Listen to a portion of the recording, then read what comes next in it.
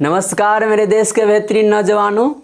हाँ, तो आप सभी अंडरस्टैंड और लर्न मैथमेटिक्स चैनल से जुड़े हुए हैं और मैथ सीख भी रहे हैं और काफ़ी अच्छा फील हुआ तो फील भी आता होगा आप जब मैथ सीखते होंगे जिस प्रकार हमें आता है, और आपको मैथ के प्रति काफ़ी अच्छे इंटरेस्ट भी जगते होंगे क्योंकि अब आप मैथ सीख रहे हैं। पहले आप पढ़ते थे, अभी आप सीख रहे हैं, तो इससे आपको काफ़ी अच्छा फील भी आता होगा जब आप दूसरे को बताते होंगे।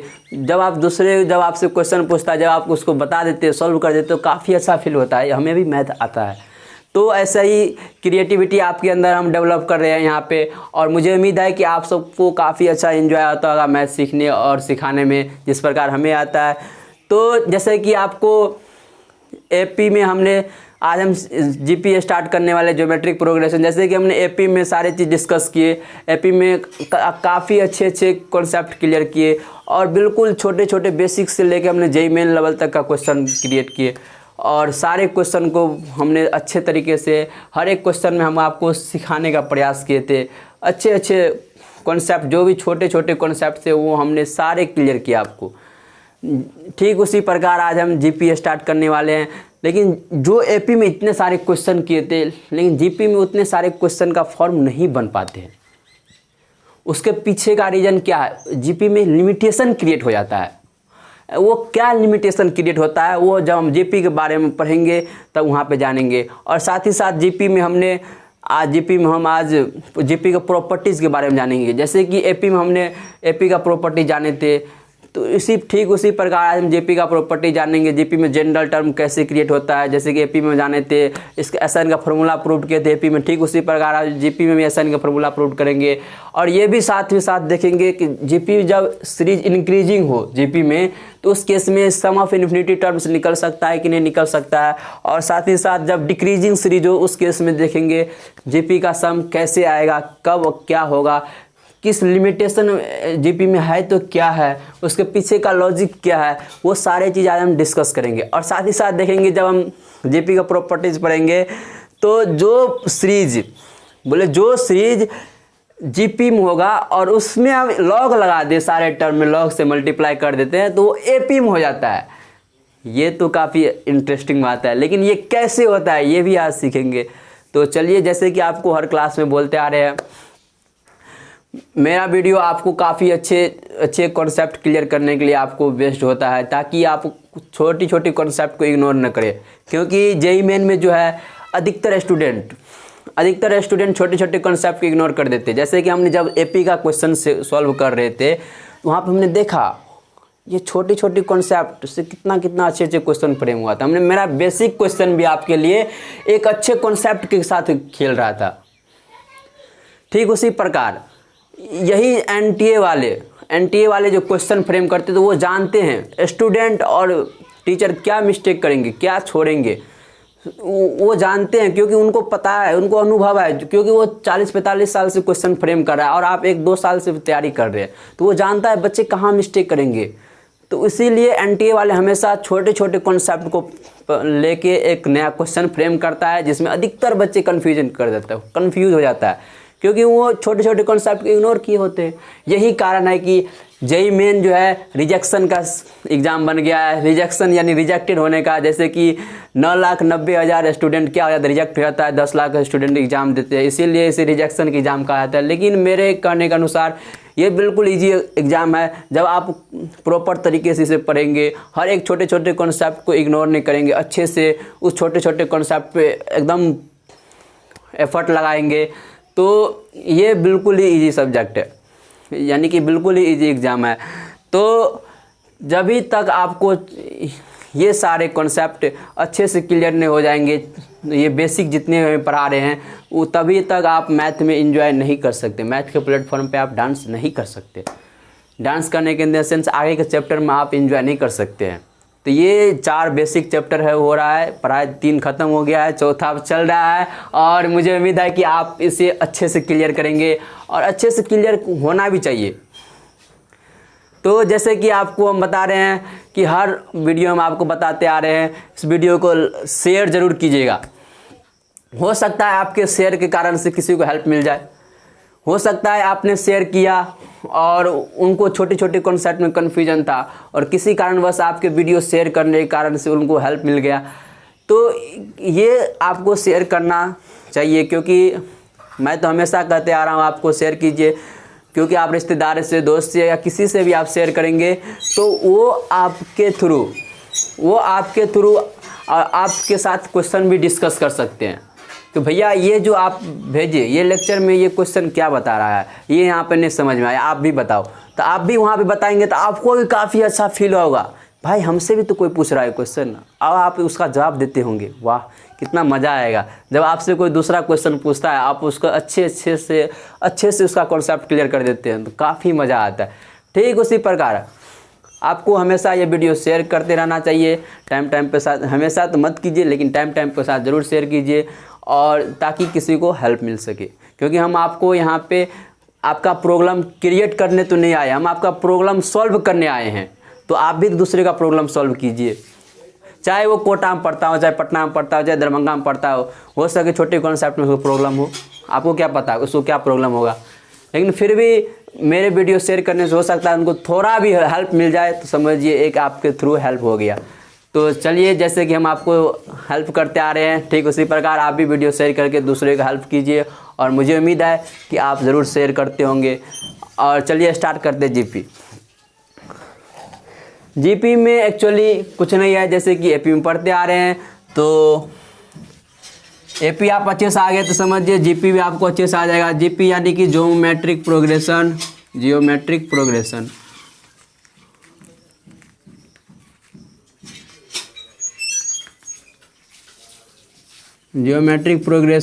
जिसको एप्रोप्रिएट फॉर्म में जीपी से डिनोट किया जाता है।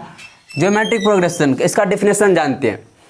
एपी में हम क्या डिफिनेशन सीखे थे एपी का, कंजुगेटिव टर्म का डिफरेंस रिमेन्स कांस्टेंट, यानी कि कंजुगेटिव टर्म का डिफरेंस हमेशा क्या होता था, कांस्टेंट होता है। ठीक उसी प्रकार जीपी का डिफिनेशन क्या होता है, कंजुगेटिव टर्म्स का डिफरेंस नहीं, रेशियो। इस जीपी में क्या हो जाता है, रेशियो, वहाँ पे क्या होता है डिफरेंस। एपी में, जीपी में है कंजुगेटिव टर्म का रेशियो कांस्टेंट होना चाहिए। तो जीपी का डिफिनेशन समझ गए आप। तो मान लेते हैं एक सीरीज हो गया A1 + A2 A3, आपको एग्जाम्पल के थ्रू सिखा देते हैं जीपी का डिफिनेशन, प्लस an-1 + an। हमने मान लिए ये सीरीज किस में हो गया, हमने मान लिया ये सीरीज जीपी में मान लिए, हमने ये सीरीज मान लिए, हमने इसको किस में मान लिए, जीपी में मान लिए। तो इसका डिफिनेशन क्या होता है जीपी को वो समझते हैं। कंजुगेटिव टर्म्स का रेशियो क्या होना चाहिए, कांस्टेंट। कंजुगेटिव टर्म का रेशियो यानी कि A2/A1। एपी में क्या होता था, कंजुगेटिव टर्म्स का डिफरेंस, और यहाँ पे ratio A3/A2, A4/A3, ratio constant हो जाएगा। ठीक इसी प्रकार चलते जाएगा, यानी कि an/an-1, और ये किसके बराबर हो जाएगा, r। कॉमन रेशियो का कॉमन डिफरेंस को स्मॉल डी से डिनोट करते हैं, इसी प्रकार कॉमन रेशियो को हम स्मॉल r से डिनोट करते हैं। और यहाँ पे आपको कॉमन रेशियो लिख दीजिए, कॉमन रेशियो। और ये आपको जेईई मेन में जब आपको कॉमन रेशियो क्वेश्चन पूछ दिया जाएगा तो आपको डिनोट कर दिया जाएगा, ये आर आपको क्या चीज़ का डिनोट करता है, ये डी क्या चीज़ डिनोट करता है। वो वहाँ पे क्वेश्चन के बारे में मत सोचिए भैया, ये क्वेश्चन जो जेईई में आएगा वहाँ पे लिखा रहेगा क्या, आर जो दिया रहेगा, तो आर तो बहुत चीज़ हो जाता है, तो वहाँ पे आर डिनोट की, आर जो दिया रहेगा तो वो लिखा रहेगा कॉमन रेशियो है कि नहीं, हाँ लिखा हुआ रहता है, डिनोट किया हुआ रहता है क्वेश्चन में, तो उससे मत घबराइए। उसके बाद ये हमने जीपी का डिफिनेशन जान लिए। आप जीपी का डिफिनेशन आपको पता हो गया, तो आप जीपी का डिफिनेशन पता हो गया, यानी कि जीपी के सारे क्वेश्चन सॉल्व कर सकते हैं। जैसे कि एपी में आप एपी का बेसिक डिफिनेशन जानते हैं, तो एपी का सारे क्वेश्चन सॉल्व कर दिया आपने। ठीक उसी प्रकार जीपी का कर सकते हैं। अब इसमें हम क्या पढ़ेंगे, जीपी का फॉर्मेशन, फॉर्मेशन ऑफ जीपी। आप जीपी का फॉर्मेशन कीजिए, तो वीडियो पॉज करके हमने आपको जीपी का फर्स्ट टर्म दे दिया, आपको फर्स्ट टर्म दे दिया आपको कितना, ए, और कॉमन रेशियो हमने आपको आर दे दिया। आप फॉर्मेशन कर सकते हैं जीपी का, वीडियो पॉज कीजिए, खुद से करने का प्रयास कीजिए। देखिए इसको फॉर्मेशन करेंगे तो क्या हो जाएगा, ए फर्स्ट टर्म हो जाएगा, कॉमन रेशियो आ रहा है तो क्या हो जाएगा, A × R। यहाँ पे आर क्या हो रहा है, मल्टीप्लाई हो रहा है। इसके अगले अगले आगा टर्म मिलेगा, अगले टर्म चाहिए तो हमें इसके अगले टर्म चाहिए तो हमें इससे हम आर से मल्टीप्लाई करना पड़ेगा, तो यानी कि AR²। जैसे कि AP में हमें अगले टर्म चाहिए तो D का ऐड करते जाते हैं, अगले टर्म मिलते जाता है सीक्वेंस या सीरीज का। ठीक उसी प्रकार GP में अगले टर्म में R से मल्टीप्लाई करते जाएंगे। कैसे मल्टीप्लाई करते जाएंगे, देखिए A2/A1 फर्स्ट टर्म है सीरीज का, हमें A2 चाहिए, तो यानी कि किसके बराबर है, R के बराबर है। ये सारे किसके बराबर है, कांस्टेंट, यानी कि सारे आपस में एक दूसरे कॉन्जुगेटिव टर्म्स का कॉमन रेशियो क्या है, कांस्टेंट है, यानी R के बराबर है। तो हमें A2 चाहिए, यानी कि सेकेंड टर्म चाहिए, तो यानी कि A2 क्या हो जाएगा, A1 × R मल्टीप्लाई कर देंगे, हो जाएगा। A3 चाहिए तो क्या हो जाएगा, A2 × R, यानी कि अगले टर्म चाहिए तो हमें R से मल्टीप्लाई करते मिल जाएगा। ठीक इसी प्रकार ये मिल जाएगा। ये आपका फर्स्ट टर्म हो गया, ये आपका सेकेंड टर्म हो गया, ये आपका थर्ड टर्म हो गया। तो इसका 10th टर्म क्या होगा, देखिए हमें फर्स्ट टर्म में R के पावर कितना है, 0 है। सेकेंड टर्म में R के पावर 1 है, यानी कि टर्म सेकेंड है तो R के पावर क्या हो रहा है, 1 है। और थर्ड टर्म में R के पावर 2 है। इसी प्रकार एंड टर्म में R के पावर क्या हो जाएगा, n-1। तो ये आप जान गए, ये आप जान गए GP का TN टर्म, तो A × R के पावर n-1। और इसका जनरल टर्म क्या हो गया, आपको जनरल टर्म को ही TN टर्म बोलते हैं, जनरल टर्म या TN टर्म या AN से भी रिप्रेजेंट कर दे, वो क्या हो जाएगा आपको A × R के पावर n-1। ये आप ध्यान में रखिएगा, AP का जनरल टर्म होता था A + n-1 × D। आप GP का क्या हो गया, A × R के पावर n-1। अब देखिए GP का ये जनरल टर्म निकला। अब उससे हम देखेंगे लिमिटेशन इसमें क्या है। GP में आपको लिमिटेशन क्या देखने को मिलेगा, देखिए हम आपको यहाँ पे एग्जांपल के थ्रू समझाते हैं। मान लीजिए GP का ये सीरीज ले लिए 3, 6, 12, ये चलते चले गया। अब इसका हमने 5th टर्म पूछ लिया, यानी 25th टर्म पूछ लिए, तो क्या लिखेंगे 25th टर्म, 25th टर्म हो जाएगा A × R के पावर n-1, 3A है। कॉमन रेशियो इसका कितना है, यानी कि हर टर्म 2 से मल्टीप्लाई करके मिल रहा है, इसका कॉमन रेशियो कितना हो गया, 2। 2 के पावर 25th टर्म पूछे तो 25th - 1 तो कितना हो जाएगा, 24। देखिए तो आप कितना बड़ा इसका डिजिट, कितना बड़ा सॉल्व करेंगे, इसको कैलकुलेशन करेंगे तो कितना बड़ा नंबर आ गया। तो यही तो लिमिटेशन है GP में। इसमें हमने 25th टर्म निकाले तो इतना बड़ा कैलकुलेटिव नंबर आ गया, जिसको हम कैलकुलेशन नहीं कर सकते हैं, क्योंकि ये बल्क की कैलकुलेशन हो गया, जो कि काफ़ी ज़्यादा लंबे है। इसको हम कंप्यूटर के थ्रू या कैलकुलेटर के थ्रू कैलकुलेशन कर सकते हैं। आप कैलकुलेशन कीजिए। तो यही कारणवश है कि GP में लिमिटेशन क्रिएट हो जाता है, और इससे फॉर्म ऑफ जो क्वेश्चन होता है GP का, वो AP की तरह नहीं हो पाता है। तो ये लिमिटेशन हो जाता है। ये 25th टर्म हुआ, इसका 36 टर्म निकालेंगे। हमने AP में 36 टर्म निकाले थे, लेकिन वहाँ पे इजीली आ गया था, लेकिन इसका 36 टर्म निकालेंगे तो ये काफ़ी ज़्यादा आ जाएगा। इसका 15 टर्म निकालेंगे तो कितना हो जाएगा, इसका 70 टर्म निकालेंगे तो कितना हो जाएगा, यानी कि यही एक लिमिटेशन क्रिएट हो जाता है। तो ये आप समझ गए क्या लिमिटेशन क्रिएट होता है GP में। और उसके बाद हम जनरल टर्म हो गया। अब इस सम के बारे में जानते हैं। Sum of n terms in GP। आपको फार्मूला पता है क्या, नहीं पता है तो ध्यान में रखिएगा। Sn बराबर क्या होता है, A × R के पावर n-1 / R-1। ये GP के सम के फार्मूला होता है। सम का फार्मूला A × Sn, इसमें क्या होता था AP में n/2 2A + n-1 × D, लेकिन यहाँ पे क्या है A × R के पावर n-1 / R-1। ये कैसे हुआ, इसको हम प्रूव करते हैं। ये हुआ तो कैसे हुआ, चलिए इसको हम समझते हैं। ये आपको मिटा दिया जाए। यहाँ पे आपको हम प्रूव करते हैं। जैसे कि हम यहाँ पे Sn का एक्चुअली मीनिंग होता क्या है, ये आप जानते हैं। Sn का एक्चुअली में मीनिंग क्या होता है, Sn का मीनिंग एक्चुअली में होता क्या है, सारे टर्म का सम। तो यानी कि सारे term A + AR second term plus third term कहाँ तक जाएगा, nth टर्म तक का सम। तो यानी कि AR² ये nth टर्म तक का सम जाएगा और ये क्या हो जाएगा आपको लास्ट टर्म ar⁻n-1 हो गया आपको। Sn का मतलब यही हो गया आपको t1 + t2 + t3 प्लस कहाँ तक tn तक, ये हमने समझ गया। अब इसको प्रूव करते क्या, इसमें आपको एक मज़ेदार कॉन्सेप्ट यूज करते हैं। जैसे कि हमने एपी को प्रूव करने के लिए Sn को फॉर्मूला प्रूव करने के लिए हमने थोड़ा वहाँ पे एक छोटी सी कॉन्सेप्ट सीखे थे, ठीक उसी प्रकार इसको सॉल्व करते हैं एक छोटी सी कॉन्सेप्ट से। क्या करते हैं, अब इस सीरीज़ को r से मल्टीप्लाई कर देते हैं, r से मल्टीप्लाई कर देते हैं और एक टर्म क्या करते हैं शिफ्ट करके लिखते हैं। तो एक टर्म शिफ्ट करके लिखेंगे तो यहाँ पे क्या हो जाएगा, a को r से मल्टीप्लाई हो जाएगा तो ar हो जाएगा। एक टर्म हमने क्या कर दिया शिफ्ट कर दिया। ठीक उसी प्रकार इसको r से मल्टीप्लाई करेंगे तो ar² हो जाएगा। ठीक इसी प्रकार चलते जाएगा और यहाँ पे क्या होगा अगला टर्म इसका ar⁻n-2, इसको r से मल्टीप्लाई करेंगे तो यहाँ पे हो जाएगा ar⁻n-1 और इसको r से मल्टीप्लाई करेंगे तो ar⁻n।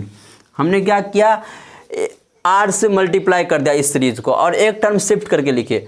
ये प्रॉपर्टी जो है, ये जो कॉन्सेप्ट है, ये आपको जब स्पेशल सीक्वेंस पढ़ाएंगे ना मज़ेदार अच्छे अच्छे क्वेश्चन भी सॉल्व हो जाते हैं सम का। काफ़ी खतरनाक सीरीज दिया रहेगा आपको, रेशियो भी देगा, फ्रैक्शन में देगा, यानी कि खतरनाक सीरीज। और इस कॉन्सेप्ट से बिल्कुल इजी लेवल में क्वेश्चन सॉल्व हो जाता है, बड़े सीरीज झटके में सॉल्व हो जाता है। तो ये कॉन्सेप्ट आप ध्यान में रखिएगा और ध्यान में रख सकते हैं तो और अच्छी बात है, और नहीं ध्यान में रहे तो कोई बात नहीं। जब हम प्रैक्टिस करेंगे, जब आपको स्पेशल सीक्वेंस का क्वेश्चन सब देखेंगे तो आपको ऑटोमेटिक आ जाएगा। तो इसको सॉल्व करते हैं। आइए, हमने शिफ्ट करके क्यों लिखा है इसको, हमने इसलिए इसको शिफ्ट किया। देखिए हम यहाँ पे इसको शिफ्ट कर देते हैं, इसको r से मल्टीप्लाई किए तो ar हो जाएगा, तो इसको हमने शिफ्ट किए तो हम देखें इसको माइनस कर देते यानी कि ये कैंसिल हो जाएगा, इसीलिए हमने इसको शिफ्ट करके लिख दिया। तो हमने इस दोनों का सीरीज जो नया इक्वेशन हमने क्रिएट किया सीरीज का, उसको हमने क्या किया माइनस कर दिया। अब इस देखिए तो ये कैंसिल हो गया, ये कैंसिल हो जाएगा, तो ये बीच वाला भी सारे कैंसिल होते चले जाएगा, ये वाला भी और ये वाला भी कैंसिल हो गया। और हमें बचा कितना, यहाँ से Sn कॉमन ले लेंगे तो 1 - r हो जाएगा और बराबर यहाँ पे a बच गया और यहाँ पे कितना बच गया -a के पावर a × r⁻n। अब यहाँ से हमें Sn कितना हो गया, a कॉमन ले लेंगे इसमें भी तो 1 - r⁻n अपॉन यहाँ पे 1 - r यू हो गया। अब इसको हम लिख सकते हैं माइनस कॉमन लेके a × r⁻n-1 अपॉन r-1, ये हमने निकाल दिया। ये फार्मूला प्रूव्ड हो गया। Sn जीपी का Sn क्या होता है और ये कैसे होता है ये भी सीख गए, आप ध्यान में रख सकते हैं आप। अब हम इसमें चलते हैं इन्फिनिटिव जीपी के। हम इन्फिनाइट टर्म ले लेंगे सीक्वेंस का, तब उस केस में कैसे डिस्कस करेंगे कि तब उस केस में सम कैसे निकालेंगे। सम ऑफ इन्फिनाइट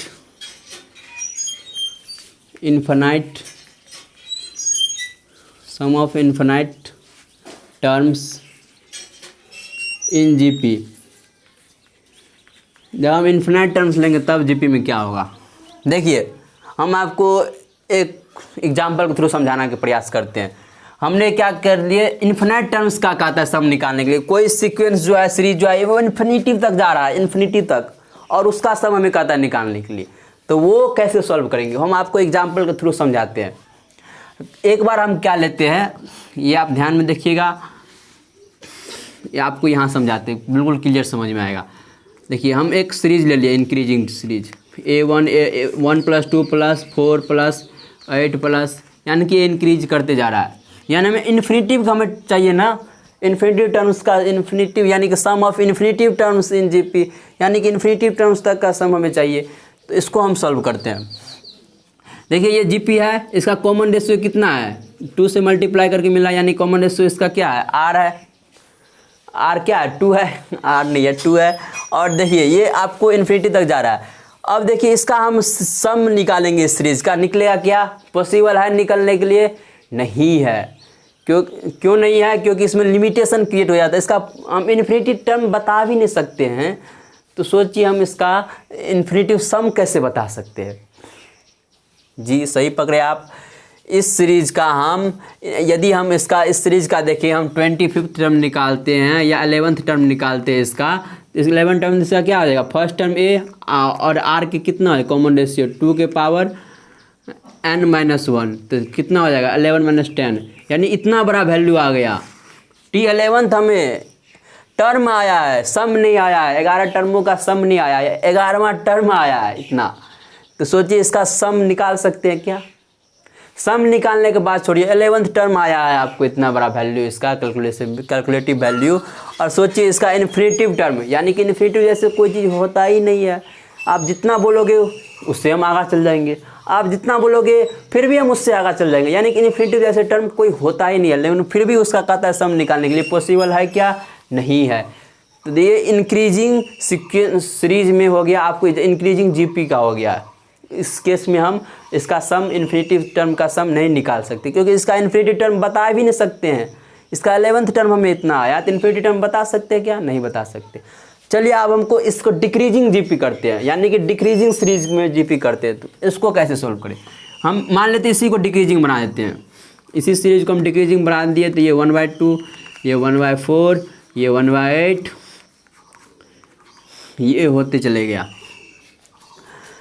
अब देखिए इस सीरीज में हम इसका कॉमन रेशियो 2 था, तब पर भी नहीं पॉसिबल था, 2 था। जब इसका कॉमन रेशियो 3 हो जाएगा, 7 हो जाएगा, 8 हो जाएगा, तब पर भी तो और नहीं पॉसिबल होगा। तो ये आप समझ गए क्यों नहीं होगा। इसका इन्फिनिटिव टर्म भी नहीं बता सकते हैं, तो आप सम तो बता भी नहीं सकते। लेकिन इसका देखिए, इसका हो सकता है कैसे, देखिए इसको हम बताते हैं, इसको डिस्कस करते हैं। इसका फर्स्ट टर्म कितना है, ए है, कॉमन रेशियो आ रहा है, तो इसका 10 टर्म निकालेंगे तो कितना हो जाएगा? इसका फर्स्ट टर्म ए, कॉमन रेशियो इसका 1/2 हो रहा है, यानी कि 2 के पावर -1, 1/2 करने का इन द सेंस। और 10th टर्म निकालेंगे, यानी कि 11th टर्म ले लेते हैं, 11th टर्म निकालेंगे तो इसके पावर 10th हो जाएगा, यानी कि ये कितना हो जाएगा 1/2 के पावर 10, ये हो गया। देखिए इसका 11th टर्म में अप्रोक्सीमेट कितना आया, 0 का अप्रोच कर रहा है। 1/1 में हम किससे डिवाइड करें, 2 के पावर 10 से। 2 के पावर 10 का वैल्यू कितना होता है, 2 के पावर 10 का वैल्यू हो जाएगा आपको 1024 के आसपास होता है, यानी कि इसको जब 2 के पावर 10 को सॉल्व करेंगे तो इतना होता है। यानी कि वो डिनोमिनेटर आपको कितना है, 1 है, डिनोमिनेटर बहुत बड़ा नंबर है, डिनोमिनेटर में क्या है, बहुत बड़ा नंबर है। तो इससे डिवाइड करेंगे तो अप्रोक्सीमेट किसको अप्रोच करेगा, 0 को। इसको किसको अप्रोच करेगा, ये 0 को।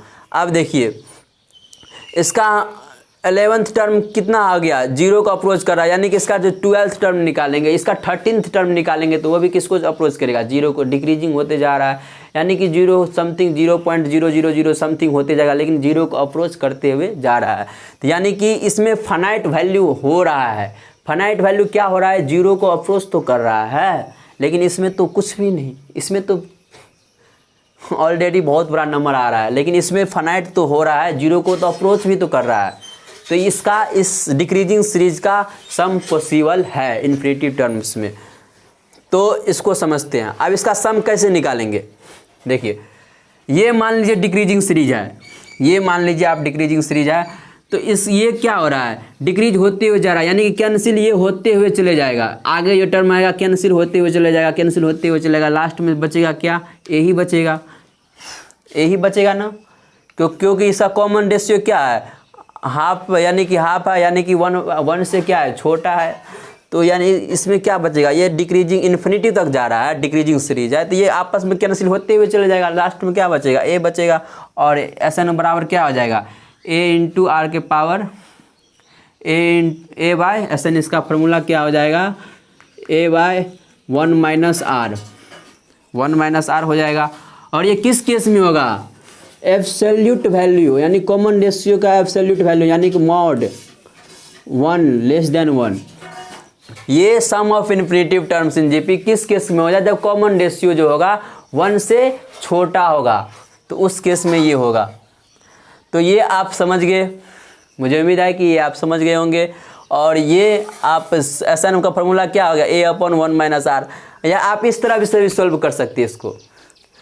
अब देखिए इस तरह से किस तरह से इसका फॉर्मूला निकाल सकते हैं। इसका कॉमन रेशियो मान लीजिए यहाँ पे ही है, ये फॉर्मूला आया ना SN का आपको, तो ये फॉर्मूला आया SN का। हम क्या कर लेते हैं इसमें, आर के जो कितना है कॉमन रेशियो 1/2, इसका कॉमन रेशियो 1/2 है, उसके पावर 10 लेंगे तो यानी कि अप्रोक्सीमेट किसको अप्रोच करेगा, ये एन के वैल्यू 10 लेंगे 15 लेंगे तो अप्रोक्सीमेट 0 को अप्रोच करेगा। ये 1 माइनस तो अप्रोक्सीमेट 0 तो यानी कि 1 ही होगा, तो ए इंटू 1 तो 1 ही हो गया, और अपॉन 1 माइनस आर। इस तरह से भी आप कॉमन सेंस के यूज़ करके आप बता सकते हैं इस एसन का फॉर्मूला। अब देखिए अप्रोक्सीमेट ये 0 का अप्रोच क्यों कर रहा है 10 11 पे, जैसे कि हम इसका सम निकालते हैं, इसका सम निकालेंगे इन्फिनिटी टर्म्स का क्या हो जाएगा, इसका फार्मूला पे बैठाएंगे इन्फिनिटी टर्म का सम इस सीरीज का, तो क्या हो जाएगा, फर्स्ट टर्म इसका 1 हो गया, 1 माइनस आर, आर कितना है इसका 1/2 लिए तो इसका सम कितना हो गया 2। देखिए आप इसका सम, इस सीरीज का सम निकला है 2, इन्फिनिटिव टर्म्स तक जा रहा है लेकिन सीरीज का सम कितना निकला 2 निकला। और इसमें ही मज़ेदार बात क्या है वो हम सीखते हैं। इसमें मज़ेदार बात ये है, तो देखिए इस ये तीन टर्म जो है, ये तीन टर्म 1 प्लस 1/2 प्लस 1/4 यानी कि 1 प्लस 1/2 तो 1.5 और 1/4 यानी कि 0.25 तो यानी 1.75। इस तीन टर्म का ही सम कितना आ गया 1.75। ये देखिए ये मज़ेदार बात है, इस सीरीज का तीन टर्म का सम ही 1.75 आया, लेकिन पूरा सीरीज तक इन्फिनिटी तक जा रहा है उसका सम हमें 2 आया है, और लेकिन तीन टर्म का सम हमें कितना आया है 1.75 आया है। यानी कि कितना बच गया 0.25 में इतना सारे टर्म का कंट्रीब्यूशन, ये तो बहुत गजब हो गया भाई। 0.25 में ये इतने सारे टर्म यानी कि इन्फिनिटी तक टर्म का कंट्रीब्यूशन हो रहा है, यानी कि अप्रॉक्सीमेट 0.00000 आसपास चलते जा रहा है। इसीलिए इस सीरीज का पॉसिबल है इन्फिनिटी तक का सम निकालना, और ये हमने सीख भी लिए। और मज़ेदार बात ये भी सीख लिए, इसका तीन टर्म का ही सम आ रहा है 1.75, लेकिन इन्फिनिटी तक का सम आ रहा है 2, लेकिन 0.25 में इतने सारे टर्म का कंट्रीब्यूशन है, यानी कि ये अप्रोक्सीमेट 0 को अप्रोच करते हुए चलते जा रहा है। तो ये आप सीख गए सम ऑफ इन्फिनिटी टर्म्स का जीपी में, ये आपने जान लिया, और मुझे उम्मीद है कि आपको ये भी समझ में आ गया होगा काफ़ी अच्छे से। और ये क्यों नहीं हुआ इसका इन्फिनिटी टर्म का सम, क्योंकि इसका 11th टर्म ही इतना आ गया, तो इसका सम का बात निकालना दूर की बात है, बहुत दूर की बात है जनाब।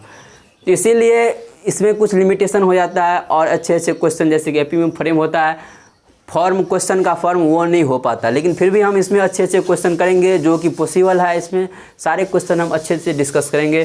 तो चलिए आज टाइम आपको इतना ही बताने में समय ज़्यादा लग गया, तो कल के क्लास में इसके प्रॉपर्टीज़ के बारे में जानेंगे, आज नहीं हो पाया तो कल के जानेंगे। और जैसे कि आपको बोलते आ रहे हैं फिर भी नहीं समझ में आया आपको इसमें, और तो आपके लिए ही कमेंट बॉक्स बना पड़ा है, आप क्वेश्चन पूछ सकते हैं।